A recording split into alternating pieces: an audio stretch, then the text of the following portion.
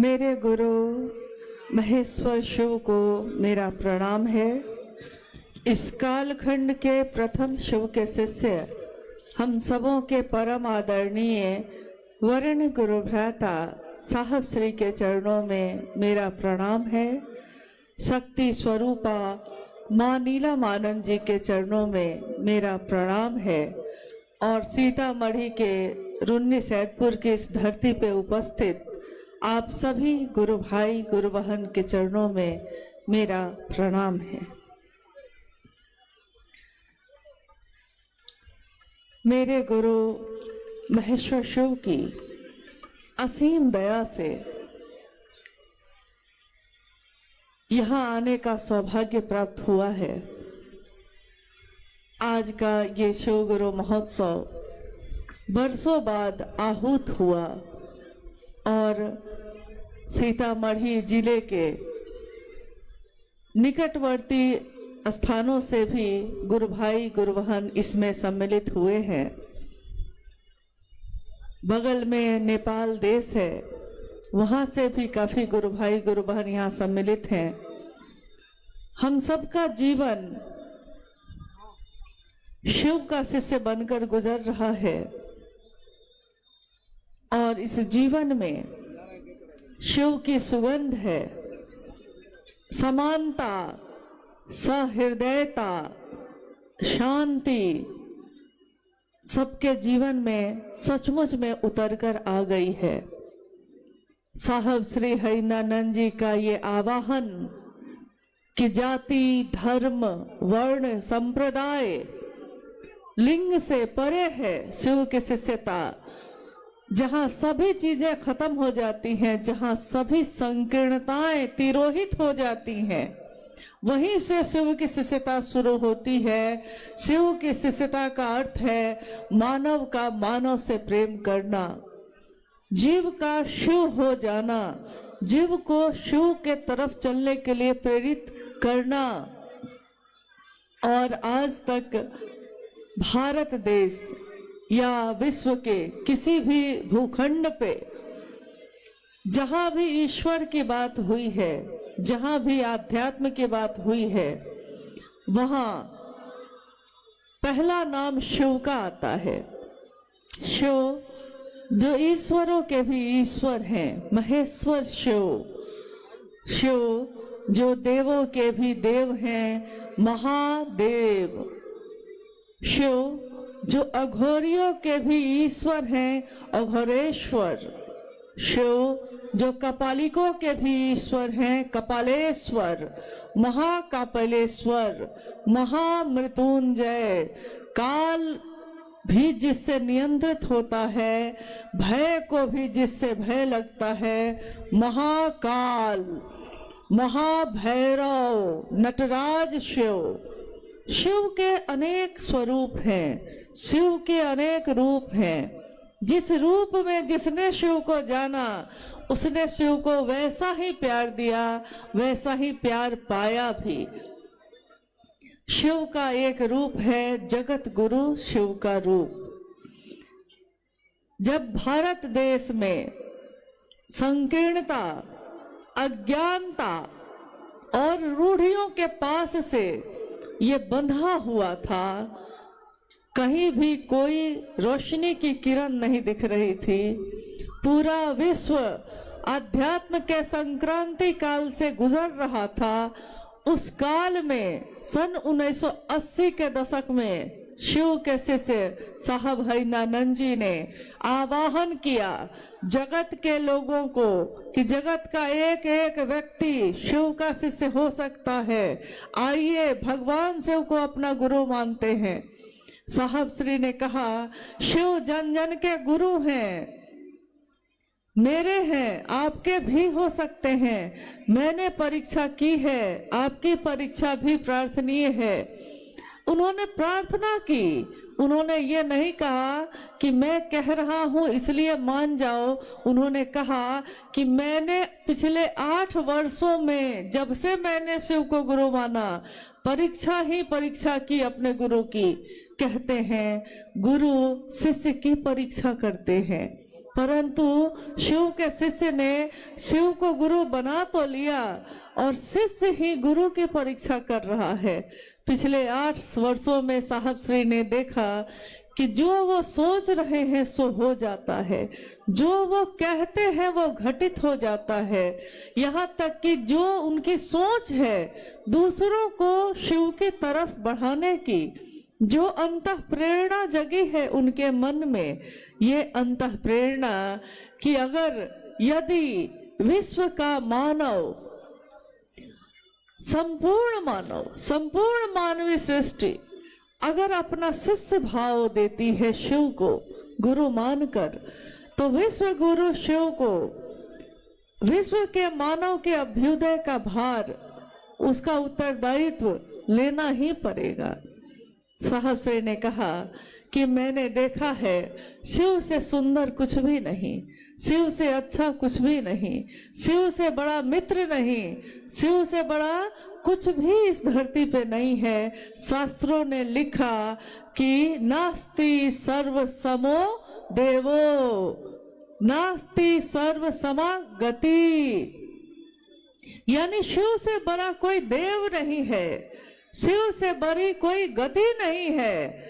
नास्ति सर्व समो रणे, नास्ति सर्व समो दाने, शिव से बड़ा कोई योद्धा नहीं है, शिव से बड़ा कोई दानी नहीं है। अगर महादानी कोई है भी तो शिव है। और साहब श्री शिव के शिष्य ने कहा नास्ति सर्व समो गुरु, शिव से बड़ा कोई गुरु नहीं। अगर कोई धरती पे गुरु है, उसका भी कोई गुरु है, उसका भी कोई गुरु है, तो सबसे अंत पड़ेगा, सबसे आदि होगा, आदि गुरु शिव। उन्होंने कहा कि जगत में रहने वाले अमीर हो या गरीब हो, चाहे वो अलग अलग जाति अलग अलग धर्म के हों, परंतु यदि वो अपना शिष्य भाव देते हैं, अपने मन का भाव चढ़ाते हैं, तो महादेव गुरु के रूप में कोई भेद नहीं करते, महादेव ईश्वर के रूप में भी भेद नहीं करते, महादेव गुरु के रूप में भी भेद नहीं करते, जहाँ सारे भेद खत्म हो जाते हैं। इसीलिए एक रिक्शा चलाने वाला भी महादेव के दरबार में गले से लगाया जाता है और महलों में रहने वाला भी महादेव के गले से ही लगता है। ये शिव की शिष्य की दुनिया ऐसी दुनिया है जिसमें सदियों से सताए लोग यहाँ सीने से लगाए जाते हैं। दरबार में सच्चे शिव गुरु के दुख दर्द मिटाए जाते हैं, जहाँ जाके हमारे दुख और दर्द मिट जाते हैं, जहाँ पहुंचकर हमारी पीड़ा तिरोहित हो जाती है, खुद ही खत्म हो जाती है। हम भूल जाते हैं हमारे जिंदगी में क्या दुख है, क्या गम है, जिसको हम भूल जाते हैं जब महादेव का सानिध्य प्राप्त करते हैं। उसी महादेव को अपना गुरु बनाने की बात साहब ने कही।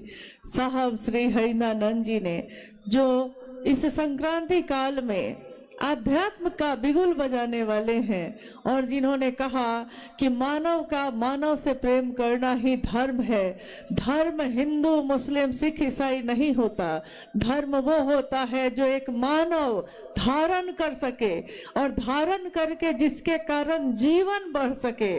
संप्रदाय आपस में बांट सकते हैं, परंतु मानव का धर्म आध्यात्म सारी रंगीनियों को एक कर देता है। आध्यात्म रंगीनियों पर निर्भर नहीं करता, आध्यात्म की रोशनी हर इंसान में एक ही होती है। हमारे रगों में खून एक ही तरह दौड़ता है, हमारी सांसें एक ही तरह से चलती हैं, हमारे दिल की धड़कनें एक ही तरह से धड़कती हैं, हमारा जीवन जो चलता है एक जैसा ही है। अगर आप ना कहिए तो किसी को पता भी ना चले कि कौन किस जाति का है, कौन किस धर्म का है, हम बताते हैं।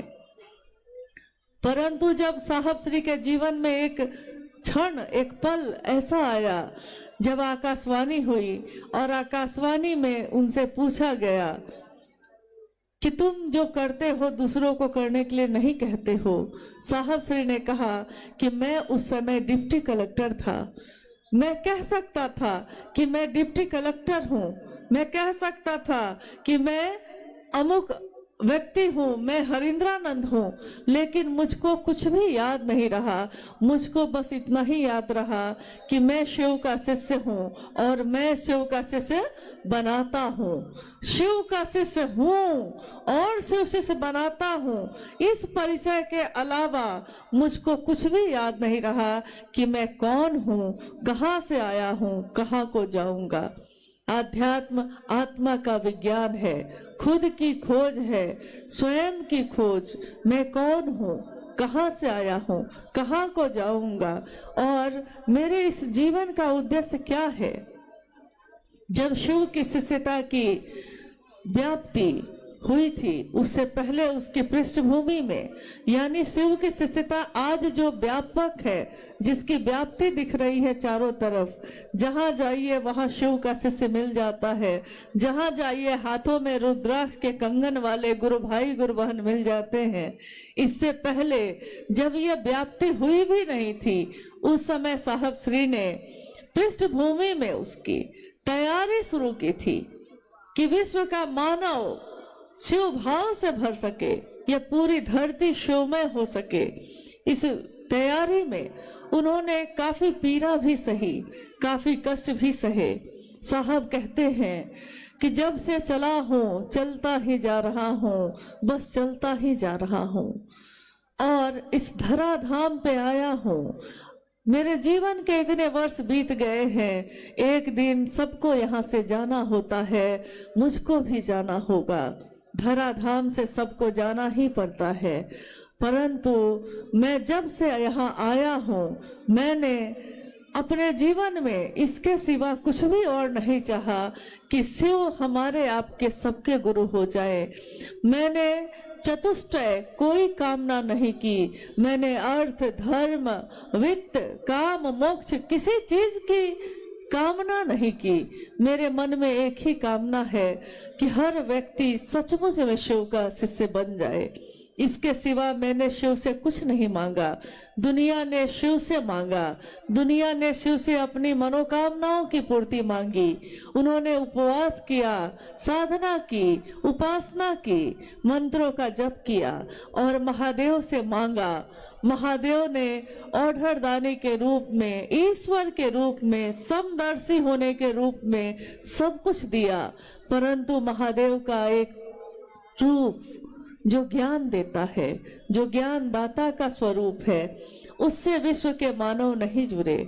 साहब कहते हैं कि मुझको पीड़ा है इस बात की, जब इतना सुंदर गुरु है तो क्यों नहीं शिव को ही अपना गुरु बनाया जाता है। और गुरु कोई हो, चाहे वो शरीर में हो, चाहे वो शरीर से परे सूक्ष्माति सूक्ष्म स्वयं ईश्वर हो, गुरु भेद नहीं करता। जो शिष्य बन के जाता है वो किसी जाति का हो, किसी धर्म का हो, किसी वर्ण का हो, अमीर हो, गरीब हो, कोई हो, गुरु ज्ञान देने की जिम्मेदारी वहन करते हैं और कोई भी शिष्य बनकर शिव को गुरु बना सकता है। इसीलिए आज शिव की शिष्यता में हर धर्म के लोग शामिल हो रहे हैं बहुत तीव्र गति से, क्योंकि हमारी जड़ वही है। आज टहनियां हैं, पत्ते हैं, वृक्ष की शाखाएं, प्रशाखाएं फूट रही हैं, परंतु उसकी जड़ तो एक ही है। हमारी उत्पत्ति का मूल एक ही है, हमको जाना भी एक ही जगह है। तो जो शिव जगत के गुरु के रूप में आज विराजमान है, हम आज उनको अपना गुरु बनाकर अपने जीवन को धन्य मानते हैं। कभी हमने सुना था कि राजा भगीरथ ने, जिनके बारे में आपने सुना था या सुना होगा, अपने बड़े बुजुर्गों से सुना होगा, शास्त्रों में पढ़ा होगा, किताबों से जाना होगा, कहानियां सुनी होंगी कि जब माँ गंगा का अवतरण हुआ था यहाँ धरती पे, जब माँ गंगा यहाँ नहीं थी, उससे पहले की घटना है कि एक राजा हुए भगीरथ। राजा भगीरथ के पूर्वज सबका संहार हो गया, सब मृत्यु को प्राप्त हुए, परंतु किसी का उद्धार नहीं हो रहा था।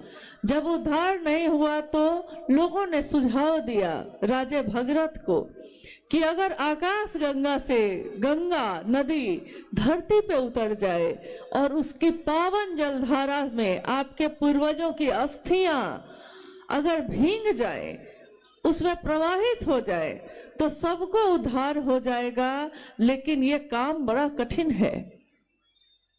मात्र माँ गंगा को जमीन पे उतारने की बात हो रही थी, लेकिन बात बड़ी कठिन है, बहुत मुश्किल है, इतना आसान नहीं है। तो राजा भगीरथ ने तपस्या शुरू की माँ गंगा की। कितने वर्षों के कठोर तपस्या के बाद गंगा प्रकट होती हैं। राजा भगीरथ गंगा से कहते हैं कि माँ आप धरती पे उतर आइए, मेरे पूर्वजों का उद्धार होगा। माँ गंगा कहती हैं, क्योंकि उस समय उनके जल में, उनके जल की धारा में बड़ा प्रवाह है, बहुत तेज है, बहुत तीव्र है वो। तो उन्होंने कहा कि भगीरथ मैं उतर तो आऊं धरती पे, परंतु धरती में इतनी ताकत नहीं है कि वो मेरे इतने तीव्र, इतनी तेज गति को बर्दाश्त कर सके। अगर मैं इस गति से उतरी धरती पे तो पूरी धरती डूब जाएगी, कुछ भी बचेगा नहीं। इसलिए मैं उतरना तो चाहती हूँ, उतर नहीं सकती, मेरी गति बहुत तीव्र है, इसको पृथ्वी धारित नहीं कर सकेगी। अब भगीरथ बड़े निराश हुए। तो सबने उनसे कहा कि भाई जब हारे को, जब सब जगह से हार जाता है कोई, तो वो शिव की शरण में जाता है। अब महागुरु महादेव ही, वो शिव ही आपके इस पीड़ा का समाधान कर सकते हैं, आप उनकी तपस्या करिए। कहानी है कि राजा भगीरथ ने शिव की तपस्या शुरू की। घनघोर तपस्या करते करते एक दिन शिव प्रकट होते हैं, पूछते हैं भगीरथ क्या चाहिए। भगीरथ कहते हैं कि मुझको माँ गंगा को उतारना है जमीन पे, मगर वो कहती है कि मेरी गति इतनी तेज है कि धरती बर्दाश्त नहीं कर सकेगी महादेव, अब मैं क्या करूं। महादेव ने कहा बस इतनी सी बात है, ये कौन सी बड़ी बात मांगी तुमने। और कहानी है, घटना है कि शिव ने अपनी जटाओं को खोला है और माँ गंगा को कहा है कि उतरो, अपनी तीव्र गति के साथ उतरो, तुम में जितना तेज है, जितनी गति है, उस गति के साथ उतरो। गंगा तीव्र गति से उतरती है, तेज से, अहंकार से भरी हुई कि मुझसे बड़ी गति, मुझसे बड़ा तेज किसी में नहीं है, उतरती चली जाती हैं, शिव की जटाओं में समाती चली जाती हैं और शिव अपनी जटाओं को बांध लेते हैं। गंगा उस जटा में अंदर ही समाहित रह जाती हैं। अब भगीरथ फिर परेशान हुए। भगीरथ ने कहा कि शिव भगवान आपने तो माँ गंगा को उतारा परंतु अपनी जटाओं में बांध लिया, फिर मेरा क्या फायदा हुआ, मेरे पूर्वजों का उद्धार तो नहीं हुआ। तो कहते हैं, कहानी है ये, कहते हैं कि शिव ने अपनी जटा का थोड़ा सा हिस्सा, बस थोड़ा सा हिस्सा खोला है और गंगा जो इतनी तेज से उतरी थी धरती की तरफ, धीरे धीरे धीरे धीरे पतली सी गंगोत्री में उनकी धारा है, पतली सी धारा धीरे धीरे धीरे धीरे धरती पे उतरी है और आगे जाकर बहुत चौड़ी होती चली गई है, लेकिन वो प्रवाह शांत हो गया है। तो आज भी लोग भगीरथ का नाम लेते हैं, आज भी लोग कहते हैं कि हे भगीरथ राजा ऐसे थे जिन्होंने गंगा को उतारा, शिव की जटाओं में, शिव की जटाओं से गंगा धरती पे उतरी। आप गौर कीजिए साहब हरिंदानंद जी ने क्या किया। साहब हरिंद्रानंद जी ने अपने मन को साधा। उन्होंने शरीर से कोई तपस्या न की, लेकिन उन्होंने अपने मन को तपा दिया इस बात के लिए कि शिव, साक्षात शिव धरती पे उतर जाए। एक गंगा को उतारने में तो भगीरथ की हालत खराब हो गई, और यहाँ स्वयं शिव को ही जमीन पे उतारने की बात उन्होंने की। स्वयं शिव जब जमीन पे उतरते हैं तो जगत का एक एक व्यक्ति शिव बन के चलता है। वो बोलता है तो लगता है शिव बोल रहे हैं, उसको देख के लगता है कि शिव को देखा जा रहा है। शिव अपनी शक्तियों से जाने जाते हैं, शक्तियां ही शक्तियां हैं शिव की, परंतु संयमित हैं। किसी का तेज नहीं, किसी की गति तीव्र नहीं, सारे लोग शांत हैं, अनुशासित हैं और संयमित हैं। स्वागत करते हैं हम उस युग पुरुष का, स्वागत करते हैं हम अपने साहब हरिंद्रानंद जी का। स्वागत है हे युग पुरुष तुम्हारा, तुमने जमीन पे शिव गुरु को उतारा, तुमने उस शिव को सबके लिए उतारा। एक भगीरथ ने अपने पूर्वजों के उद्धार के लिए उतारा था, साहब हरिंद्रानंद जी ने पूरे विश्व के लिए उतारा। उन्होंने कोई भेद नहीं किया, जिस तरह शिव भेद नहीं करते, शिव के लोग भी भेद नहीं करते।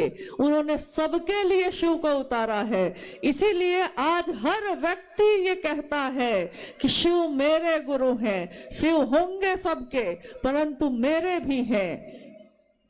साहब ने कहा कि मैं जो इस धरती पे आया हूं, मैं जो शिव का शिष्य हूं, इस धरती के रहने वालों को अच्छे बुरे की समझ देके जाऊंगा, दूसरों को परखने की नजर देके जाऊंगा।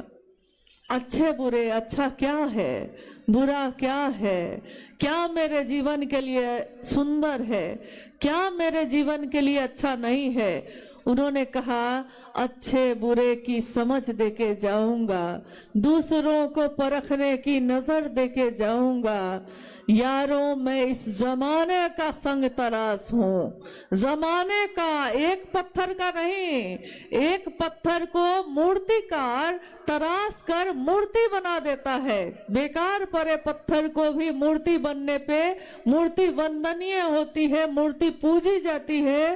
परंतु साहब हरिंद्रानंद जी शिव के शिष्य ने तमाम विश्व को, जमाने को, पूरी दुनिया को कहा कि मैं इस जमाने का संग तराश हूँ, पूरे जमाने को ही मूर्ति का रूप देने वाला मैं शिव का शिष्य। पत्थरों को भी बोलने का हुनर देके जाऊंगा। पत्थर को भी जिसने बोलना सिखा दिया। हम लोगों के जीवन में जो हमारा जीवन शून्य था, कोई जीवंतता नहीं, कहीं कोई हलचल नहीं, हम जी तो रहे थे, बस अपने जीवन को काट रहे थे। उस जीवन को एक लक्ष्य दे दिया, एक उद्देश्य दे दिया। लक्ष्य विहीन जीवन एक जानवर जीता है, परंतु इंसान, उसको अगर एक लक्ष्य मिल जाए तो इंसान में इतनी ताकत होती है कि अगर उस इंसान को आध्यात्मिक ऊर्जा मिल जाए तो आध्यात्मिक ऊर्जा के संचरण से वो चंद्रमा पे भी पहुंचता है, वो मंगल पे भी पहुंचता है, वो अंतरिक्ष में भी विचरण करता है, वो आकाश में उड़ना सीख जाता है, वो पाताल में जाना सीख लेता है, वो समंदर में सुरंग बनाना सीख लेता है। अगर आध्यात्मिक ऊर्जा हो तो वो धरती के सारे लोगों को एक सूत्र में बांधता है, जिस तरह साहब श्री ने, माँ नीलमानंद जी ने अपनी ममता के सूत्र में हमको आपको बांध दिया। अलग अलग पत्थर हैं हम, अलग अलग मोती हैं हम, सबके अलग विचार हैं, सबकी अलग सूरत है, सबकी अलग सीरत है, परंतु अलग अलग सूरत और सीरत के लोगों को उन्होंने धागा एक ही है, एक धागे में पिरो दिया। शिव शिष्यता का धागा, जिस धागे को बनाने वाले हैं साहब श्री हरिंद्रानंद जी, उन्होंने अपनी उस ऊर्जा से जो शिव ने उनको दी थी, उस ऊर्जा का सदुपयोग करके विश्व के मानव को एक धागे में पिरो दिया है। हम मोती हैं अलग अलग, परंतु हमारे धागे एक ही है, एक ही धागे में पिरोए हुए हैं हम। उसी तरह जिस तरह रोशनी होती है आकाश में जब, तो हम देखते हैं कि तारे हैं, सबकी चमक है एक जैसी, तारे अलग अलग हैं परंतु चमक सबकी एक ही है। उसी तरह मोती भी हम अलग अलग हैं लेकिन धागा हमारा एक ही है, शिव शिष्यता का। और शिव की शिष्यता मेरे मन प्राण में स्वस्फूर्त जागरण हो जाए, उसका जाग जाए मेरे मन में। इसके लिए उन्होंने दिया पहला सूत्र, जिसमें हम कहते हैं, हे शिव आप मेरे गुरु हैं, मैं आपका शिष्य हूँ, मुझ शिष्य पर दया कर दीजिए।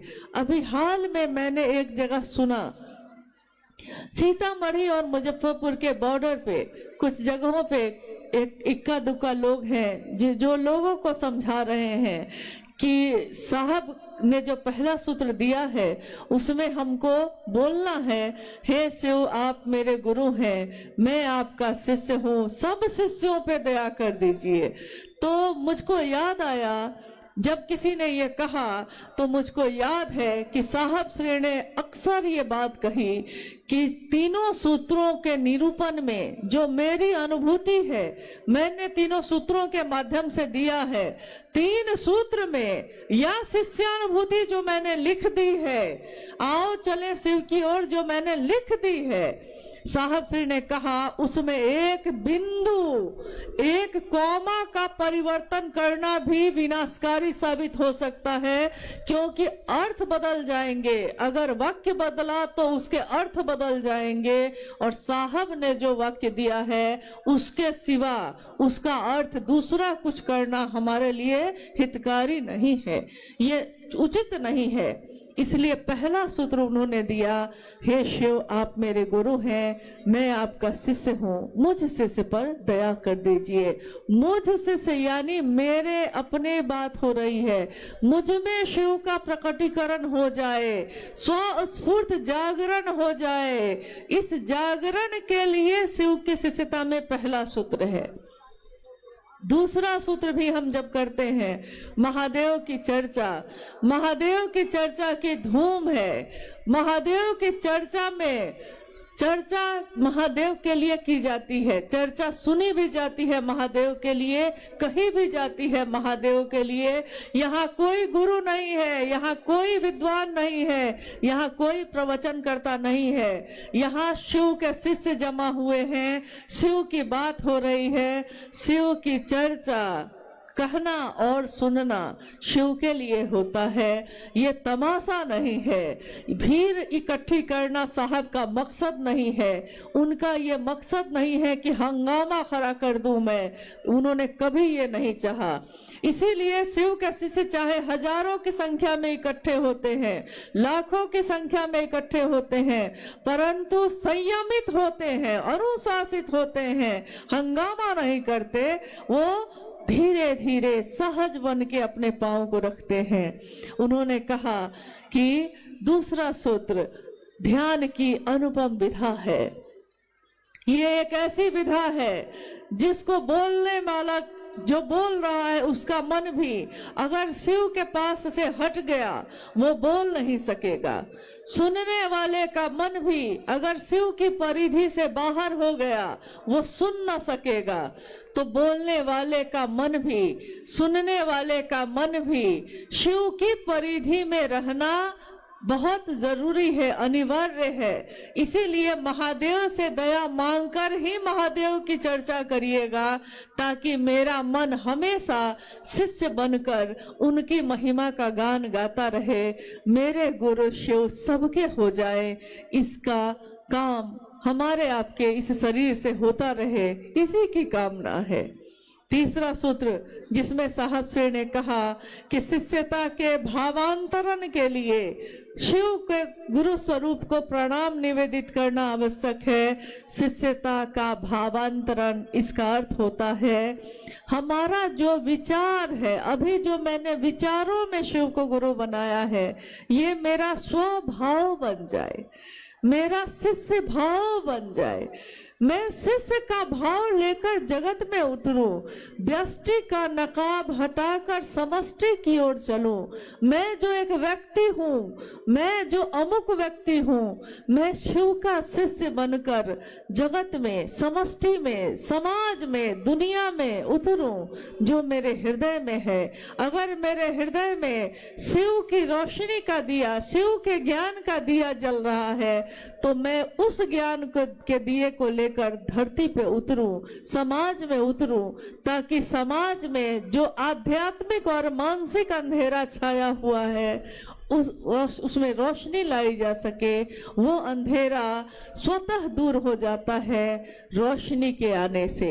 अंधेरा रहता ही है, हमेशा रहता है, शाश्वत है वो, परंतु एक रोशनी की किरण आते ही तमाम अंधेरे दूर हो जाते हैं।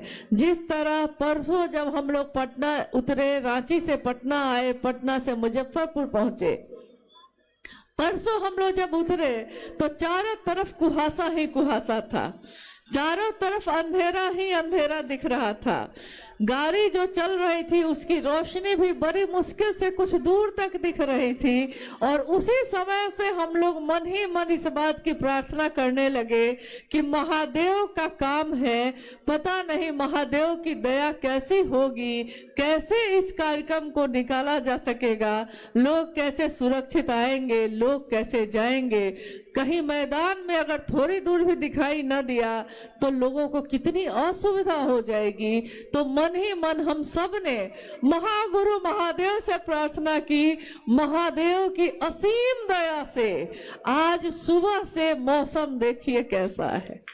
आज सुबह से अपने सूरज अपनी रोशनी को बिखेर रहा है। उस सूरज को धन्यवाद है जिसने शिव के शिष्यों की मदद की, जिसने शिव की शिष्यता की इस पावन जलधारा को और अपनी तपिश देकर और सुंदर कर दिया। महादेव की दया पल प्रतिपल चमत्कार के रूप में हमारे आपके जीवन में उतर रही है, परंतु हम देखना नहीं चाहते।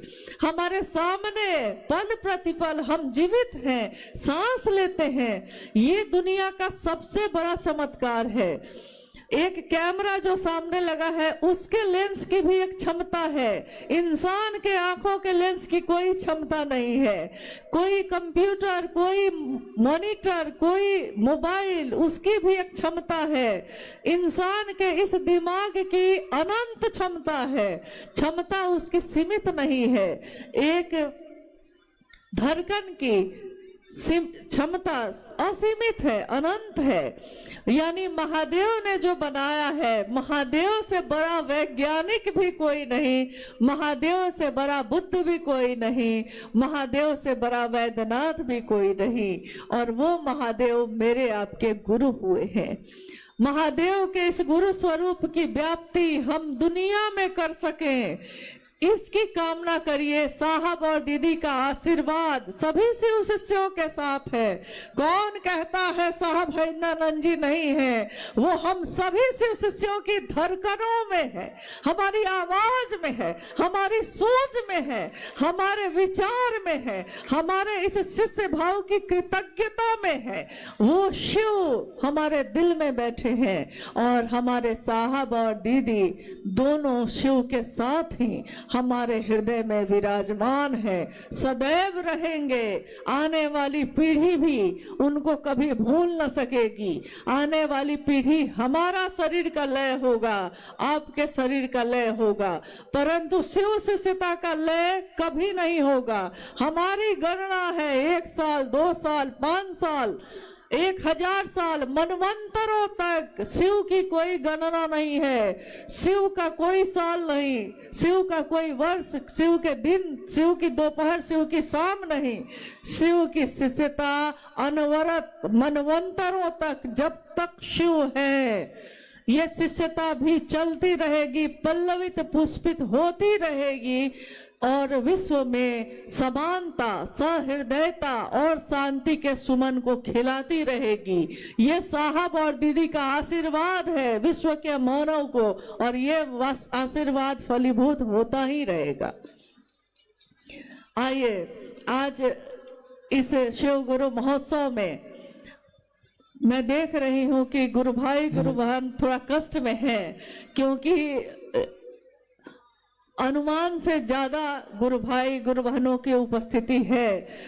मैं आपसे निवेदन करती हूं कि आप जहां हैं वहां स्थिर से थोड़ी देर और रहिए। थोड़ी देर अभी कार्यक्रम चलेगा और जल्दी ही हम लोग समापन करेंगे, ताकि शिव के शिष्य सही समय पे अपने गंतव्य, अपने घर को वापस पहुंच सके, सुरक्षित पहुंचे। कभी भी साहब ने ये नहीं चाहा कि शिव के शिष्यों को कष्ट हो, हमेशा उन्होंने आपका हमारा सुरक्षित जीवन मांगा। इसलिए सभी के जीवन को सुरक्षित रखना भी हमारा कर्तव्य है। आइए हम लोग कुछ जिज्ञासाओं पे बात कर लेते हैं, अगर जिज्ञासा आई है। जी, दीदी से निवेदन है। अच्छा, एक जिज्ञासा आई है। स्वर्णा कुमारी, शिष्ट भाव प्रगाढ़ होकर व्यक्ति के स्वभाव हो जाए, ये स्थिति सामान्य नहीं है। ये शिष्य अनुभूति में साहब ने लिखा है, ये सामान्य नहीं है, ऐसा उन्होंने लिखा। हाँ, शिव शिष्यता का भाव प्रगाढ़ होकर, प्रगाढ़ का अर्थ होता है गहरा, मजबूत, प्रगाढ़ होकर, गहरा होकर, मजबूत होकर मेरा स्वभाव बन जाए।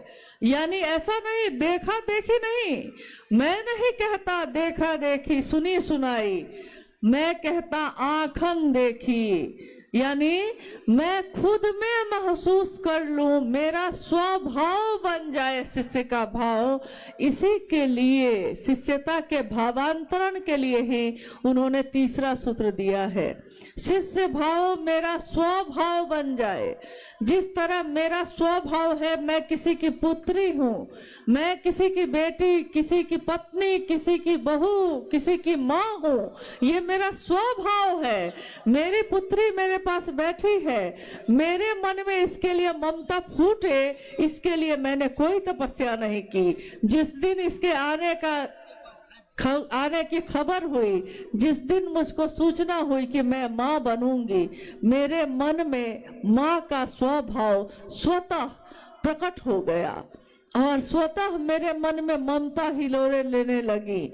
तो जिस दिन मेरा मन सचमुच में समझ लेगा कि शिव मेरे गुरु हैं, मेरे मन में शिष्य भाव प्रकट हो जाएगा और शिष्य भाव प्रकट होकर प्रगाढ़ बनेगा। जब हम बार बार दोहराएंगे, जब हम बार बार कहेंगे, हे शिव आप मेरे गुरु हैं, मैं आपका शिष्य हूँ, मुझ शिष्य पर दया कर दीजिए। ये जब बार बार हम दोहराएंगे तो हमारा मन सचमुच में समझ जाएगा कि शिव मेरे गुरु हैं और मेरा ये स्वभाव बन जाएगा। ये सामान्य तो नहीं है, परंतु शिष्यता की दुनिया में हमेशा असामान्य बातें ही घटित होती हैं। जो सामान्य नहीं है, शिव उसको सामान्य बनाते हैं। जो सहज नहीं है, शिव उसको सहज बनाते हैं। इसीलिए मनुष्य के सहज प्रेम से परमात्मा भी लभ्य होते हैं। आइए हम लोग दूसरी जिज्ञासा पे चलते हैं। आप बोलने वाली हैं? बोलिए, जल्दी बोलिए। इसमें है साउंड है। दीक्षा के माध्यम से शिष्य अपने गुरु से आध्यात्मिक अनुशासन का दायित्व ग्रहण करते हैं। कृपया समझाने की कृपा करें।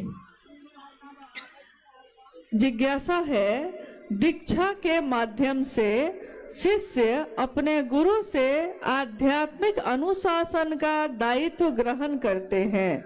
कृपया समझाने की कोशिश करें। दीक्षा के माध्यम से शिष्य अपने गुरु से आध्यात्मिक अनुशासन लेता है। दीक्षा, शिव के शिष्यता में कोई मंत्र कान में नहीं दिया जाता, शिव के शिष्यता में कोई उपासना साधना नहीं बताई जाती। शिव की दया ही शिव शिष्यता में शिव शिष्यों के लिए दीक्षा का काम करती है। शिव की शिष्यता का विचार, ये भाव, ये विचार जो हमारे मन में प्रवेश करता है, यही दीक्षा मानी गई है। और जैसे ही मेरा मन ये समझता है कि मैं अमुक व्यक्ति की बेटी हूँ, मेरा मन अगर इसको याद रखता है तो मैं दुनिया में चाहे कहीं भी जाऊं, मेरे मन में, मेरे आचरण में एक अनुशासन स्वतः उतर जाता है। लोग कहते हैं चलो वहां चलते हैं, हम कहते हैं कि नहीं, अगर मैं जाऊंगी लोग कहेंगे कि अमुक अमुक गुरु भाई जो है उनकी बेटी पता नहीं कहां कहां घूम रही थी। देखिए, पिता का भान है कि भाई नागेंद्र बाबू की बेटी कहां घूम रही थी, भाई स्वतः अनुशासन आ गया। एक मन में पिता की स्मृति आई तो अनुशासन आ गया। गुरु की याद रहेगी, मैं किसका शिष्य हूँ, तो मैं अपने जीवन में चाहे किसी से बात करूं, चाहे हंसूं, चाहे बोलूं, चाहे चलूं, चाहे बैठूं, मेरे हर काम में एक आध्यात्मिक अनुशासन स्वतः उतर जाएगा। ये शिव की शिष्यता की याद अगर रह गई, शिव की दया की याद रह गई, शिव की दया ही दीक्षा कही जाती है, याद रह गई तो मेरा मन चाहे मुझको जहां ले जाए, परंतु ये शरीर हमेशा एक आध्यात्मिक अनुशासन में रहेगा ही रहेगा। महारानी सीता की धरती पर आपका हार्दिक स्वागत है। महारानी सीता, जानना चाहता हूँ, आध्यात्मिक जागरण एवं धार्मिक जागरण में क्या अंतर है? इसके साउंड का अच्छा ये तो बेटा एक बार दोहरा देते हैं, कोई बात नहीं। अच्छा कोई बात नहीं, ऐसा है। एक जिज्ञासा आई है कि महारानी सीता की धरती पे आपका स्वागत है। जानना चाहता हूं कि आध्यात्मिक जागरण एवं धार्मिक जागरण में क्या अंतर है, शिव की शिष्यता क्या है। शिव की शिष्यता एक जागरण है व्यक्ति के आध्यात्मिक और मानसिक दोनों तल का। आध्यात्मिक तल का अर्थ होता है कि ईश्वर से, जीव से शिव हो जाने का रास्ता। आध्यात्मिक तल यानी आध्यात्म, मैं कौन हूँ, कहाँ से आया हूँ, इसको जानने की उत्कट अभिलाषा पैदा होती है। और मानसिक जागरण, धार्मिक जागरण, इसमें जिज्ञासा है धार्मिक जागरण। तो धार्मिक जागरण का अर्थ अगर आपने मजहब से लगाया है, अगर आपने संप्रदाय से लगाया है, तब तो अलग अलग तरीके का हो सकता है। हिंदू, मुस्लिम, सिख, ईसाई सबके अपने अपने तरीके हैं जागरण के। परंतु अगर आपने धर्म, जो सचमुच मूल में जो धर्म धारण करने योग्य धर्म का मतलब है, तो ये मानव का मानव से प्रेम होना ही है। ये शिव के शिष्यों का पूरी धरती के प्रत्येक व्यक्ति से प्रेम होना, शिव की शिष्यता में उसको शिव की ओर बढ़ाना, यही है और कुछ भी नहीं है। पढ़ देते हैं क्योंकि फिर आवाज कम। एक जिज्ञासा आई है, माला पर गिनती में प्रणाम करना, टुकड़े टुकड़े में प्रणाम करना एवं अजपा जप के माध्यम से प्रणाम करना, तीनों में क्या अंतर है। माला पे जप करना यानी मंत्रानुक्रम से होगा, सांस का उससे कुछ लेना देना नहीं होगा, मंत्रानुक्रम से होगा। टुकड़े टुकड़े में करना यानी जितना मेरा मन जितनी देर महादेव पे टिके उतनी देर आप उसको प्रणाम कर लीजिए। और अजपा जप यानी सांसों के माध्यम से आप अहर्निश शिव को प्रणाम कर सकते हैं। सांसों की माला पे जपलू में शिव का नाम, सांसों की माला पर श्वास श्वास में नाम ले, वृथा श्वास मत खो, ना जाने इस श्वास का फिर आना हो ना हो। हर सांस में उस शिव का नाम ले सके, शिव का प्राण मंत्र जो नमः शिवाय है उसका उच्चारण कर सके। उसको अनुभूत कर सके, इसकी कोशिश करनी है। जिज्ञासाएं बहुत सारी आई है और मुझको लगता है कि शिव शिष्य होने की घोषणा भी आई होगी। शिव शिष्य बनने की घोषणा के लिए भी बहुत सारे नाम आए हैं। जिज्ञासा बहुत सारी है, बनो तो शिव, रहो तो शिव और जियो तो शिव। साहब श्री का कथन है, माँ दीदी नीलम आनंद जी की ममता ये पुकार के कहती है, और साहब का ये कथन ये कहता है कि बनना ही चाहते हैं, कोई डॉक्टर बनता है, कोई इंजीनियर बनता है, कोई मास्टर बनता है। अरे बनना ही है तो सबसे सुंदर पक्ष जो है वो पक्ष है जीव का शिव हो जाना। तो सबसे सुंदर पक्ष को लेकर बनिए। कोई पूछे कि कौन है आप, तो आप क्या कहिएगा? कोई पूछे कौन है आप क्या कहिएगा? मैं कौन हूँ? मैं शिव का शिष्य हूँ। कोई पूछे रहते हैं कैसे रहते हैं, तो कहिए कि मैं पीता वारी प्रपातों पे, मैं सोता चट्टानों पे। जैसे शिव बैठे हैं चट्टानों पे, जैसे शिव न्यूनतम व्यवस्था में भी सुखी रहा जा सकता है सिखाते हैं। जो तीनों लोगों का वैभव देने वाले शिव हैं, वो सिखाते हैं कि न्यूनतम व्यवस्था में भी सुखी रहा जा सकता है। जियो तो शिव, जियो यानी जीवन को जीने की कोशिश करिए। मौत तो आनी ही है, एक दिन आके रहेगी। मौत महबूबा है, अपनी एक दिन गले से लगाएगी, परंतु जीने की कोशिश करिए। चाहे थोड़ी भी सुविधा हो, जीना आपका जीवन सबसे बेशकीमती है। जीवन को जीने के लिए उस महागुरु महादेव से दया मांगिए, प्रार्थना करिए। बहुत सारे नामों की घोषणा यहाँ आई है और इतने नाम को बोलना संभव नहीं है। आज के इस शिव गुरु महोत्सव में, जिसमें सभी शिव के शिष्य शामिल हुए हैं, इसमें आने वाले सभी लोगों से मैं निवेदन करूंगी कि जब वो यहाँ से लौटें तो बहुत धीरे धीरे आराम से, किसी को धक्का मत दीजिएगा, बिल्कुल आराम से, धीमे धीमे कदमों से, धीरे धीरे पहले पीछे के लोग, फिर धीरे धीरे इधर के लोग जाएंगे, तब तक वो बैठे रहेंगे। और घोषणा है, जितने भी नाम इस गुरु के मंच पे आए हैं, उन सभी नामों की घोषणा हम लोग करते हैं कि आज और अभी से इन सभी भाई और बहनों ने महेश्वर शिव को अपना गुरु बनाया है। इनके नाम की घोषणा शिव के अंतरिक्ष साम्राज्य में प्रेषित की जाती है। कृपया दर्ज हो, जागो जागो महादेव।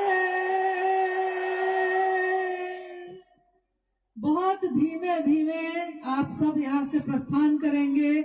आप सभी के चरणों में मेरा प्रणाम है। साहब ने कहा नथिंग बट डिसेप्शन, कुछ नहीं बस धोखा है ये। उसके बाद जब साहब को शिव की शिष्यता मिली आकाशवाणी से और माध्यमों से, इनको 3 सूत्र मिला। साहब ने कहा कि बस यही 3 सूत्र मूल है, इसी 3 काम को करिए हम और आप, और किसी आडंबर की जरूरत नहीं है शिव शिष्यों को।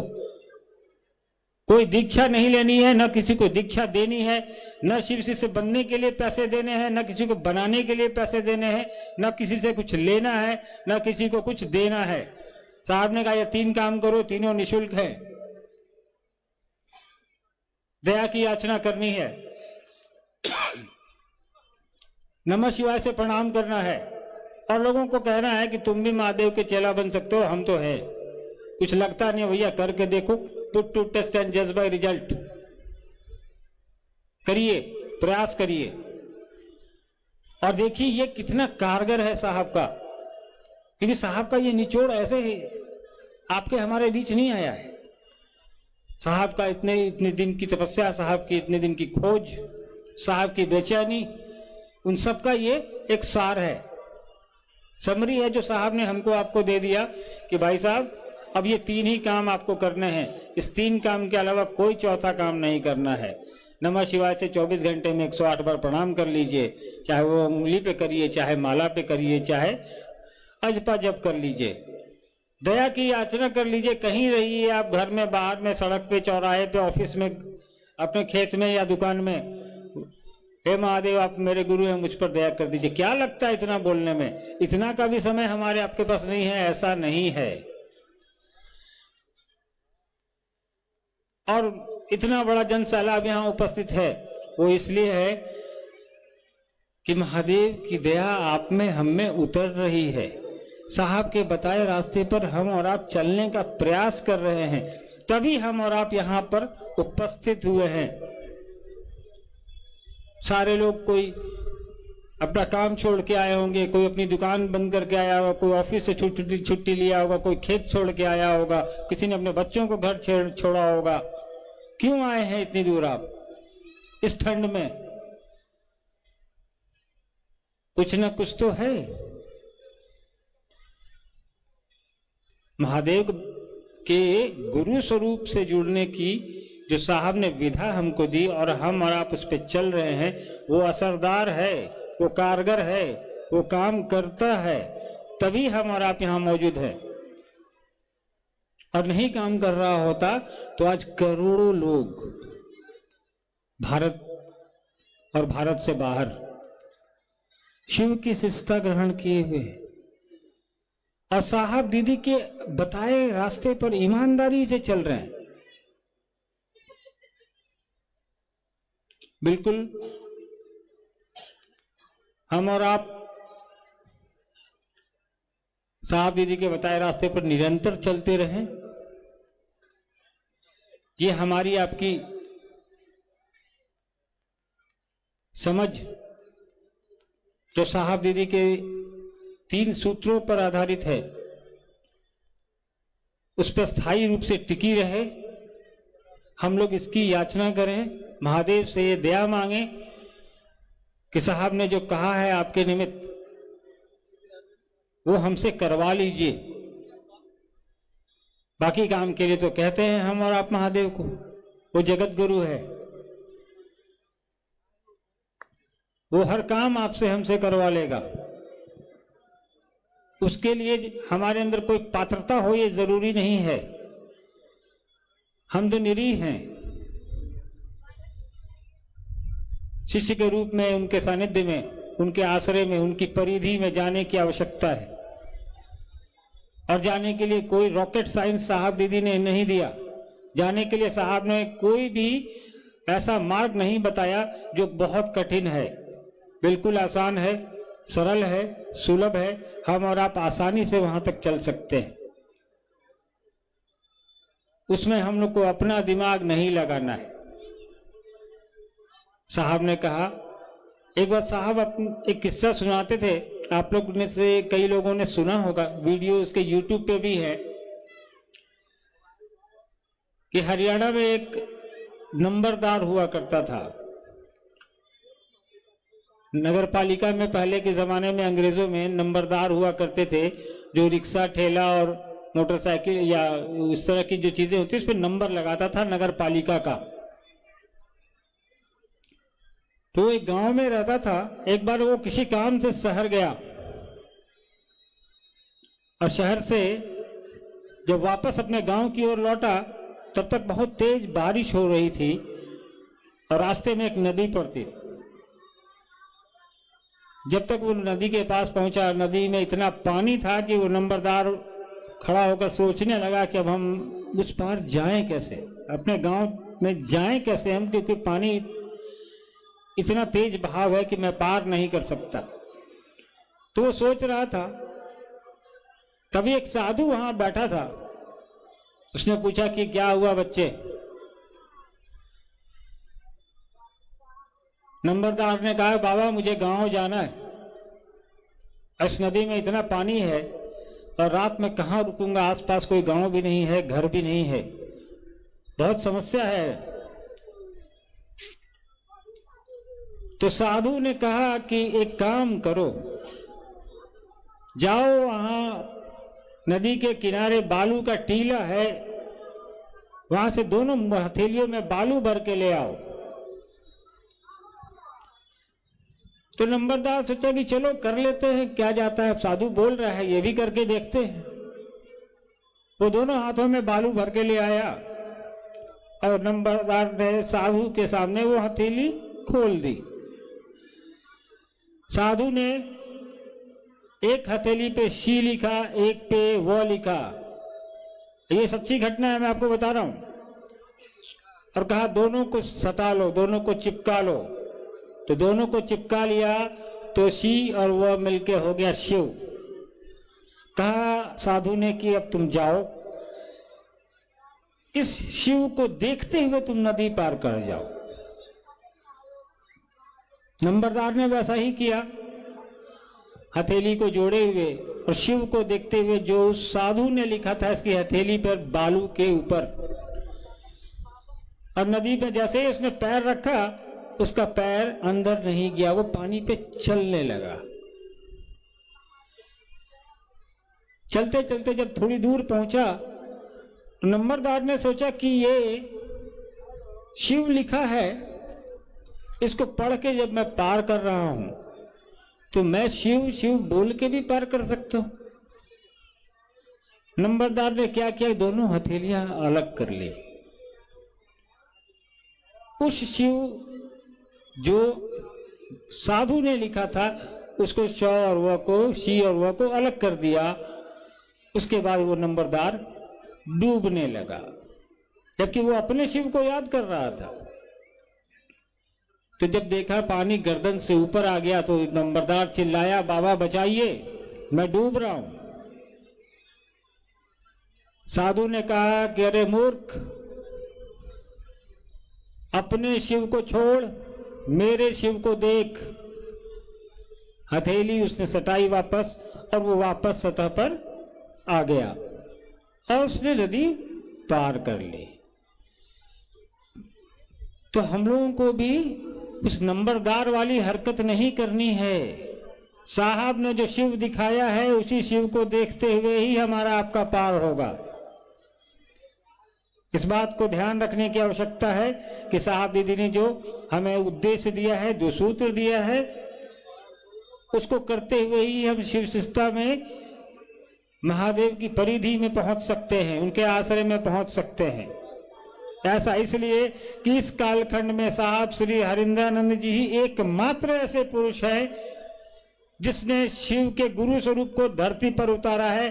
पिछले 3000 साल के इतिहास में नहीं दिखता है। तो हमें यह समझ विकसित करनी है कि साहब ने कहा कि यह काम करो, इससे ज्यादा की आवश्यकता नहीं है, उससे ज्यादा कुछ हमको आपको करना भी नहीं है।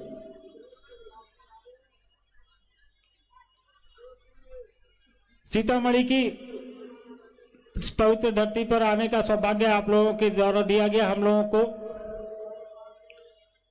वैसे भी शहर से मेरा पुराना लगाव है।